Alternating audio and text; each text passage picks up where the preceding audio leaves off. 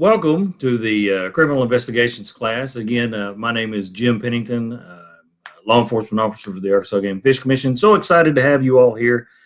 We're going to do a little light touch for the first installment here. Obviously, it's week 2. Week 1, got our introductions out of the way. I want to remind everyone to look at the syllabus and make sure that you do the discussion questions as noted. Remember, you have to contribute to discussion as well as answer to 2 others. Given that this class is so small, I will also be participating in this.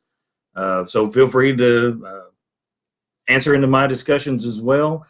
I'm going to go out on a limb and say that most of you, reviewing your backgrounds and where you are in school, have probably had classes on constitutional law and everything else, so I'm really not going to get into that. This entire class is for you to get the perspective of how to do an investigation with an actual law enforcement officer. Just to recap what I have done in my career for the last 23 years, I started out in corrections, went from corrections to patrol, went from patrol to the criminal investigation, which we call CID. All of which was with the Clark County Sheriff's Office. I was a criminal investigator for 5 years, the last 3 of which I was the head of the Criminal Investigation Division. I know that sounds like super great. It was me and 2 other investigators, but I was a supervisor, I was a sergeant there, and I have investigated a lot of different crimes, homicides, sexual assaults, rapes, felony domestics, burglary, the list goes on and on. I've dealt with it all. From there, I decided to get a state job in which I became a wildlife officer for the Arkansas Game and Fish Commission. Believe it or not, our game wardens, quote unquote, do a lot of investigations of a lot of different things. So I've incorporated some of that in here too, just in case any of you decide to branch out. So let's start with the basics here.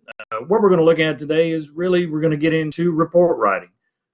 This is a very boring subject for most of my cadets when I teach in cadet school. However, this is a very, very important thing in police work in general, and it is typically the starting point in any criminal investigation. It always starts with a report. So here are some important things to remember. Most notably is the public expects everyone in the law enforcement field to be fair and objective when they investigate and report on an incident. Cannot stress this enough. Anytime you go to investigate anything, you are in effect a neutral party. You do not need to interject your personal opinions, especially in any kind of written documentation. This has become a hot button topic for probably the last 40 years. So the main thing is for you to understand is whenever you're documenting these types of incidents, personal opinion stays out of it. We're dealing with just the facts. And I'm sure you being in college right now, it's going to be hard for you to do that, since how most of the papers you do interject a lot of personal opinion. When you get out and get jobs, you're going to see that that's going to be very different. We're dealing with strict facts. As the slide says, officers that can do this by recording primarily statements of fact, clearly indicating inferences and avoiding opinions. There it is again, avoiding opinions. But let's talk about with clearly indicating inferences. Obviously, we know A plus B equals C. I think that is a common term. Everybody knows. We get it in math. A plus B equals C. I believe it's algebraic. But basically, you have to get from one point plus another point will equal an outcome. That is the nuts and bolts of an inference. You know that it happened and the evidence is there, obviously, then you're going to document the evidence in the report, and that will lead the reader to the conclusion that the event actually happened.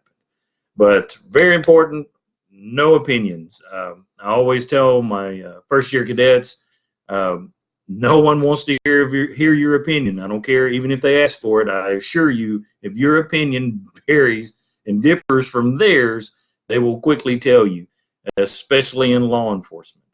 I cannot tell you how many times I've been called to a crime, quote unquote, only to get there and find out it's a civil matter. And whenever I tell them, hey, this is a civil matter, this is nothing legally that we can do, you'll need to follow the procedures for civil court. Obviously, I don't know what I'm talking about, my opinion, and my opinion differs from theirs, and it gets rather hairy. But just remember that, no opinions. We're here to deal with facts, and our facts will carry us through.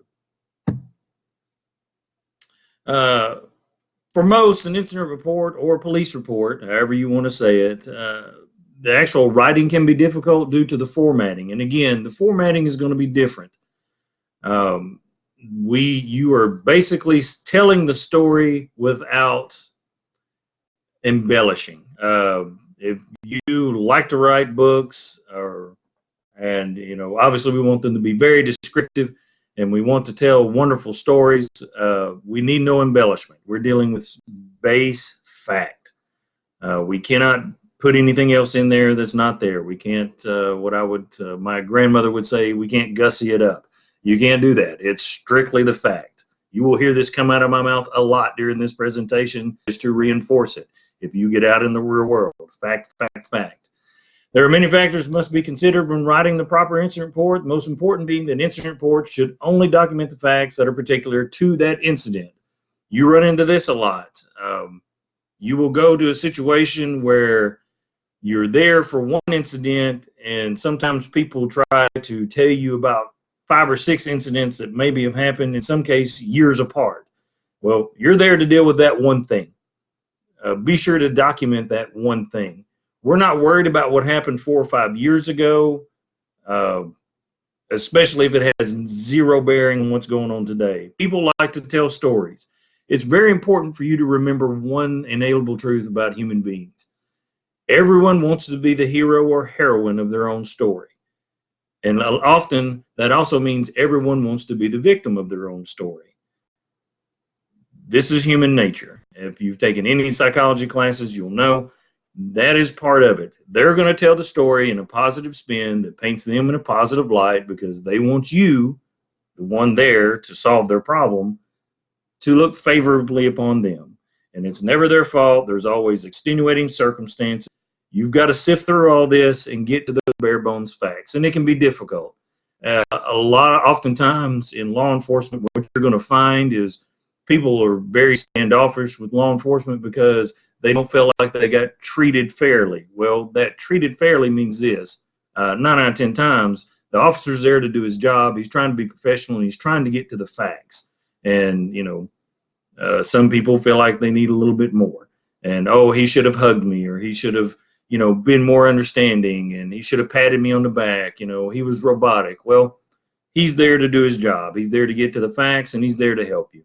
And we deal with a lot of that. So just keep that in mind. Remember, a police report is typically the first step in any investigation. This is so true on every level. 9 out of 10 times, it's that initial report from the patrol officer that gets major criminal investigations started.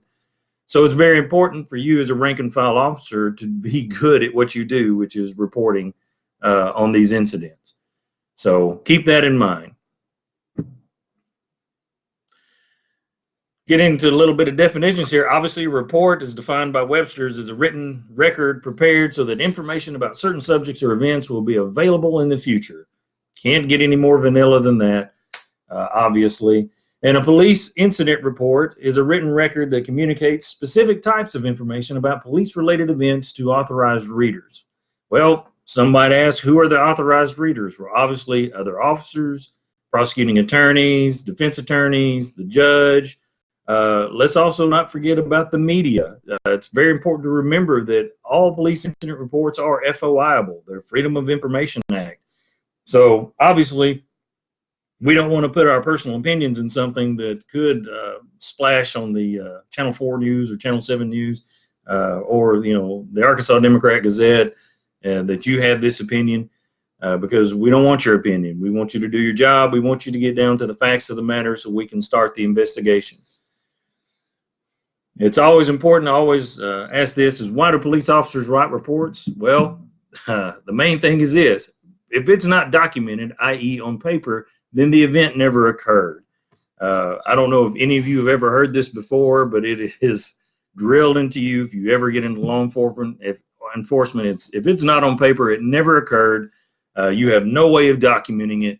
It might as well have been a fever dream at that point. So it's very important. Documentation is key. And throughout this whole course, you're going to hear me use the words documentation, because that's really what we're dealing with. That's all an investigation is. It's you going and finding stuff and documenting it and getting it ready for court. So kind of a no-brainer there, my opinion. Let's look at some general uses of incident reports and investigative reports. So obviously, a good report is a permanent record to aid the memory. The Chinese have an old saying, the weakest ink is stronger than the strongest memory. You might go to an incident, get called to a scene, write a report, and then not go to court on it for 3 years. Well, I don't care how good your memory is, 3 years, stuff that happened 3 years ago, you're not going to remember in detail. So it's very important to put it in the record. We've documented it. We can have it right there in front of us. We know what's going on. Well, reports are also used in administration, such as your management. It's a tool for the supervisors that are above you, so they can coordinate functions and evaluate activities and performance. As a supervisor, I can tell you this: when I start getting reports from my officers in a concentrated area that obviously we have a problem in that concentrated area, then that tells me that I need to evaluate and coordinate functions within that area so my officers can stop the illegal activity. And it's also a way for me to gauge how my officers are doing. What are they doing? They're called to a scene. What are they doing when they get there, which should also be in the report, and kind of gives me a general performance level. How are they doing? Are they doing their job? Are they doing it well? These are the things that reports are also used for. And when you get out in the field, you will see this a lot. Another thing, reports are done, an investigative aid that preserves essential facts and provides information to officers, agencies, and courts. Again, it's kind of, I think we're seeing a cycle. We're using different words. We're pretty much meaning the same thing. It preserves essential facts. We're documenting these line items so we know when we have them. Quality control. Believe it or not, there is quality control in law enforcement, and one of the ways we can do that is by looking at all the incident reports, and we can see that we can evaluate how our cases are being handled, as well as we can take that data and put it into NIVERS, and it gives us that statistical analysis that we need to see how we're doing. So, a lot comes from something that many people find not to be important. So that's why it's very important to look at reports and that they're correct, and that everyone knows how they're doing and they're on the same page. So really, really important. Cannot stress it enough. I'll probably say that another 5 times before the end of this slideshow, because it is something that I'm very passionate about. Finally, it's going to ensure constitutionality for court. You have to have all this stuff for court. It helps you aid your memory for court, but also a report can kill an officer if it shows that he violated any kind of constitutional laws and amendments. So here we are. It's a tiered system. This thing can make or break you. Very important to remember when you get out there in the field, if that's what you want to do. So just keep all that in mind. Let's look for the reasons for writing. Well, obviously administrative. We've already kind of covered this, but I'm just throwing this out here. Administrative, daily or routine reports. You have criminal reports. Here's facts showing a crime has been committed. We have arrest reports. Yes, you do have to do an arrest report on top of an incident report. 9 out of 10 times, you go to a call, you end up arresting someone, you actually have to do 2 separate reports. We have the incident investigative report that record the progress of an inquiry.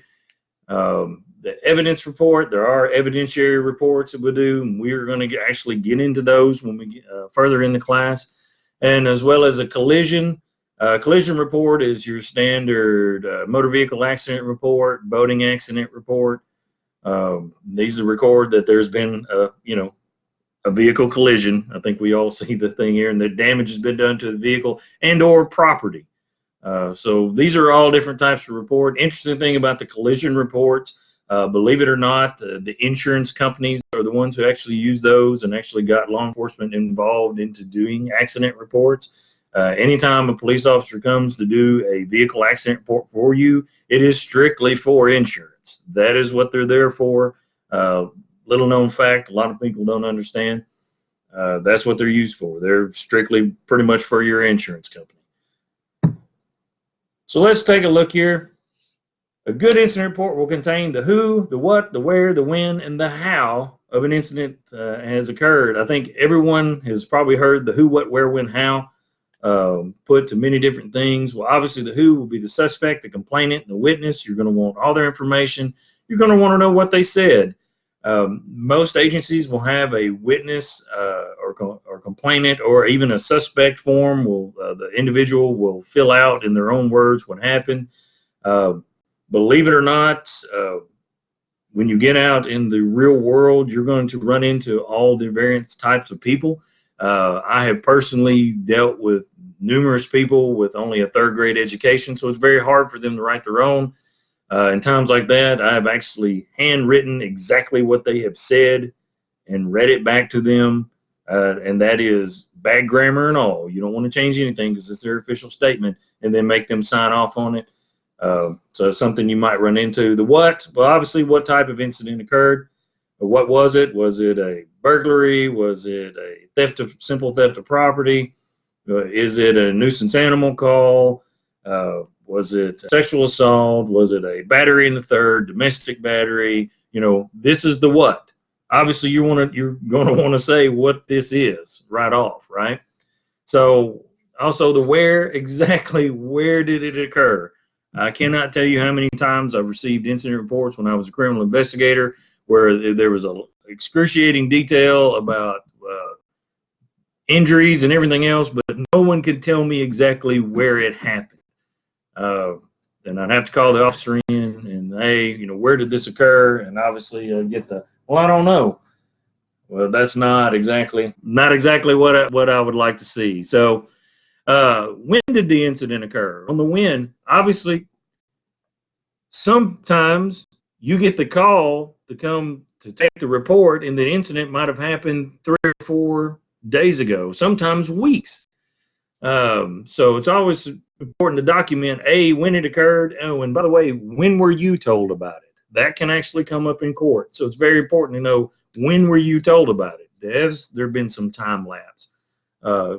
We need to get all that information, all those nice little facts that'll help you with your case. And also the how. What exactly happened? Well, did somebody get hit with a wiffle ball bat? What exactly has happened here? So, did someone pull a gun? Did they get run over by a car? Did an associate at Walmart see the 16-year-old girl stuff the lipstick in her purse and run out the front door? We want to know exactly what happened. And believe it or not, that can be harder to figure out when you deal with eyewitnesses than you might think. It sounds easy on paper, but sometimes it gets a little wacky. So always remember the who, what, where, when, why, and how. So incident reports can clear up a complaint or muddy the waters of an incident. Cannot stress this enough. This is we're going back to the facts. And we're also talking about the delivery with officers. Be sure to have your documentation ready. Be sure that it's correct, because a bad report can make things so much worse than it would clear up. And this report can leave too little information that lead to more questions than it answers. It's very important that your incident report or police report will answer every question that you have. And as a supervisor, I can tell you, and a matter of fact, I can actually bring some of my guys in and they will tell you how I am as a supervisor. If you send me a report and it doesn't answer every question I have, I'm going to send it back with my questions. And you will have to redo that report to answer those questions that I have. I've done that for years. So, I mean, it's got to answer the questions. If you leave something out, then obviously if I'm asking this question, that's going to be a question that an attorney is going to ask and that the judge is going to ask. So it's very important that we get all that done. So remember, a good report covers all pertinent information. Everything but the kitchen sink. That's kind of what I've always told them. And then I'll wink at them and tongue-in-cheek say, even the kitchen sink. You want it all in there. So let's make sure that we cover our bases, okay? Again, do not include your personal opinions. I think that's about the 4th time we've seen this in this little slideshow. Very important. We don't care about your personal opinion. Your job is to go out there and get facts, because facts is what we need for court. Police report contains facts of the incident. Your opinion is not relevant. Make statements of inference that lead to your opinions and lead the reader to draw from the report. Again, when I say don't put your opinion in, it's your opinion that this thing occurred. Because you've been called here, that's what was reported to you. You've got to lay the facts out so the reader will take all that together and they'll go, oh yeah, that's what happened. Because just saying, yep, he got hit in the head, he was battered, because he got struck. Well, that's your opinion. You need to give me facts. Give me the facts. Put it on paper. We're going to take photographs. We're going to do all that kind of stuff. We're going to get into all of that when we have photography week. When I show you how to set up a crime scene.